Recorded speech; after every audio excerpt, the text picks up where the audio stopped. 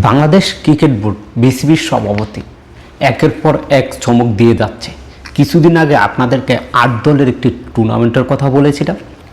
গতকালকে বিসিবির পক্ষ থেকে একটি বিগ আপডেট দিয়েছে।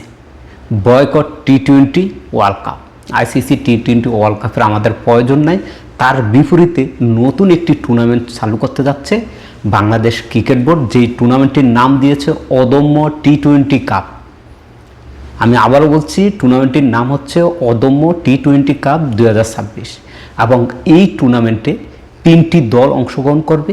সেই 3টি দলের নাম, কোচ, সহকারী কোচ, খেলার সময় এবং টিকিটের মূল্য A to Z আপনাদের মাঝে শেয়ার করব। বিসিবির পক্ষ থেকে যে 3টি দলে বাংলাদেশের টি-20 যে প্লেয়াররা আছেন, জাতীয় দলে বা জাতীয় দলের বাইরে সবাইকে অন্তর্ভুক্ত করা হবে। দলের নাম হচ্ছে ধূমকেতু, 2 নম্বর দলের নাম হচ্ছে দুরন্ত এবং 3 নম্বর দলের নাম হচ্ছে দুর্বার।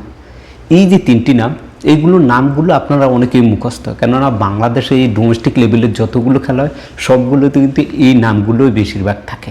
যাই হোক, এইবার আসেন আমরা দেখে নিই। ধূমকেতু এই দলের অধিনায়ক করা হয়েছে লিটন কুমার দাসকে এবং প্রধান কোচের দায়িত্ব আছে মোহাম্মদ সালাউদ্দিন এবং সহকারী কোচ আছেন মোহাম্মদ আশরাফুল। দ্বিতীয় দলের নাম হচ্ছে দুর্বার।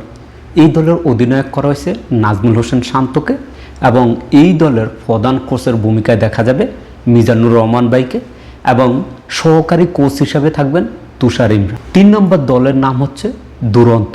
এই দলের অধিনায়ক করা হয়েছে আকবর আলীকে, যে আকবর আলী বিশ্বকাপের একটি ট্রফি এবং ঘরোয়া টানা 3টি শিরোপা জয়ের স্বাদ নিয়েছেন আকবর আলী।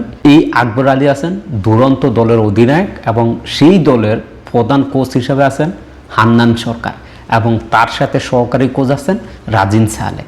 এই তো গেলো 3টা দলের নাম, 3টা দলের অধিনায়ক, প্রধান কোচ, সহকারী কোচের নাম। এবার আসেন খেলার সময়সূচিগুলো দেখে নিই।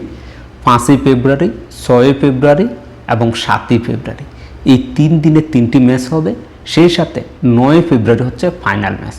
প্রতিটি ম্যাচই অনুষ্ঠিত হবে মিরপুরে আর এই 4টি ম্যাচই অনুষ্ঠিত হবে সন্ধ্যা 6টায়। এছাড়াও বিসিবির পক্ষ থেকে একটি চমক দিয়েছে।